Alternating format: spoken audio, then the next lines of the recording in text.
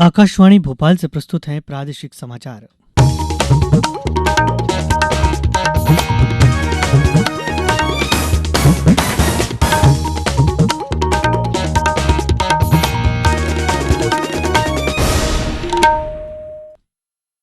नमस्कार, समाचारों के साथ मैं रत्नेश सोनी। पहले कपिल। देश कोविड टीकाकरण अभियान के अंतर्गत 150 करोड़ टीके लगाने की दिशा में निरंतर आगे बढ़ रहा है। कोरोना वायरस का नया वेरिएंट मिलने से चिंताएं बढ़ी हैं। इसे देखते हुए श्रोताओं से हमारी अपील है कि यथाशीघ्र दोनों टीके लगवाएं और अन्य लोगों को भी टीके लगवाने के लिए प्रेरित करें। कृपया 3 सरल उपायों का पालन करें। मास्क लगाएं, 2 गज की सुरक्षित दूरी बनाए रखें, हाथ और चेहरा साफ रखें। कोविड से संबंधित किसी भी जानकारी और मार्गदर्शन के लिए राष्ट्रीय हेल्पलाइन नंबर 011-2397-8046 और 1075 पर संपर्क करें। अब इस बुलेटिन के मुख्य समाचार। त्रिस्तरीय पंचायत चुनावों की घोषणा 6 जनवरी को, 28 जनवरी और 16 फरवरी को होगा मतदान। प्रदेश में आज से पेसा एक्ट लागू। जननायक टंट्या मामा के बलिदान दिवस पर हुए विभिन्न आयोजन। शनि अमावस्या के अवसर पर प्रदेश में घाटों और मंदिरों में जुटे श्रद्धालु। और भारत और न्यूजीलैंड के बीच दूसरे फाइनल टेस्ट मैच में भारत की पकड़ हुई मजबूत। अब समाचार विस्तार से। मध्य प्रदेश राज्य निर्वाचन आयोग ने त्रिस्तरीय पंचायत आम निर्वाचन की घोषणा कर दी है। राज्य निर्वाचन आयुक्त बसंत प्रताप सिंह ने बताया कि प्रथम चरण में 6 जनवरी को, दूसरे चरण में 28 जनवरी को और तीसरे चरण में 16 फरवरी को मतदान किया जाएगा।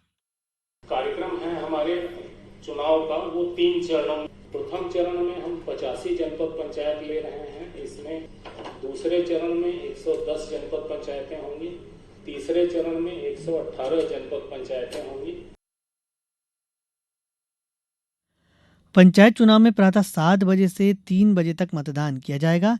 इन चुनावों में 52 जिलों की जिला पंचायत के 859 पदों पर 313 जनपद पंचायतों के 6,727 सदस्यों के लिए, सरपंच के 22,581 पदों और इन्हीं ग्राम पंचायतों के पंच के 3,62,754 पदों पर चुनाव होंगे। आज से आगामी 23 फरवरी तक आदर्श आचरण संहिता प्रभावशील हो गई है। मतदान केंद्रों पर की जाने वाली गणना पंच एवं सरपंच पद के लिए मतदान के समाप्ति के तुरंत पश्चात की जाएगी। जनपद पंचायत एवं जिला पंचायत सदस्य की विकासखंड मुख्यालय पर होने वाली गणना प्रथम चरण के लिए 10 जनवरी, द्वितीय चरण के लिए 1 फरवरी और तृतीय चरण के लिए 20 फरवरी को प्रातः 8 बजे से प्रारंभ होगी। जिला पंचायत सदस्य के लिए मतों की गणना जिला मुख्यालय पर तीनों चरण के लिए 23 फरवरी को होगी। आज इंदौर के नेहरू स्टेडियम में जनजातीय गौरव एवं अस्मिता के प्रतीक जननायक टंट्या मामा के बलिदान दिवस पर आयोजित स्मृति कार्यक्रम में मुख्यमंत्री शिवराज सिंह चौहान ने कहा कि मध्य प्रदेश में आज से पैसा एक्ट लागू किया जा रहा है। उन्होंने कार्यक्रम में उपस्थित वनवासी बंधुओं को स्वयं अधिसूचना पढ़कर सुनाई।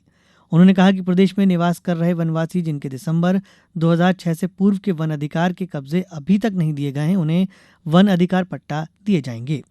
इसके लिए प्रदेश में फिर से एक अभियान चलाया जाएगा। इस अवसर पर गौरव कलश यात्रा का स्वागत एवं पूजन किया। कार्यक्रम में राज्यपाल मंगूभाई पटेल ने कहा कि केंद्र और राज्य सरकार द्वारा अनेक योजनाओं के माध्यम से जनजातीय बंधुओं के विकास के लिए नए द्वार खोले जा रहे हैं। इससे पहले राज्यपाल मंगूभाई पटेल और मुख्यमंत्री शिवराज सिंह चौहान ने पातालपानी में क्रांति सूर्य जननायक टंट्या मामा के बलिदान दिवस पर अष्टधातु से निर्मित जननायक टंट्या मामा की भव्य प्रतिमा का अनावरण किया। मुख्यमंत्री ने कहा कि पातालपानी में 4 करोड़ 55 लाख रुपए की लागत से नवतीर्थ स्थल बनाया जाएगा। प्रधानमंत्री नरेंद्र मोदी ने आज देहरादून में आयोजित एक विशेष कार्यक्रम में 7 परियोजनाओं का उद्घाटन किया और लगभग 18,000 करोड़ रुपए की 11 अन्य परियोजनाओं की आधारशिला रखी। इसमें दिल्ली देहरादून आर्थिक गलियारा भी शामिल है, जिसे करीब 8,300 करोड़ रुपए की लागत से बनाया जाएगा। इससे दिल्ली से देहरादून की यात्रा का समय 6 घंटे से घटाकर लगभग 2 घंटा 50 मिनट रह जाएगा। इसमें बिना पाबंदी वन्य जीवों की आवाजाही के लिए एशिया का सबसे बड़ा 12 किलोमीटर का वन्य जीव ऊंचा गलियारा होगा। लक्ष्मण झूला के बगल में गंगा नदी पर एक पुल का भी निर्माण किया जाएगा। अब समाचारों वक्त एक छोटे से विराम का। कोविड-19 से बचाव और सुरक्षित रहने के 3 उपाय। मास्क लगाएं, 2 गज दूरी है जरूरी, सुरक्षित दूरी रखें, हाथ और मुंह साफ रखें।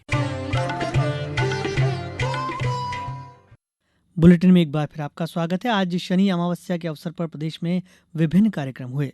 जबलपुर में शनि मंदिरों में पूजन अर्चन और नर्मदा घाटों पर भक्तों ने स्नान दान किया। यहां के ग्वारी घाट, तिलवारा घाट, भेड़ा घाट सहित अन्य नर्मदा घाटों पर सुबह से ही लोगों का पहुंचना शुरू हो गया था। होशंगाबाद में भी लोग बड़ी संख्या में शनि की पूजा आराधना करने मंदिर पहुंचे। खंडवा में प्राचीन शनि मंदिर में अमावस्या उत्सव मनाया गया।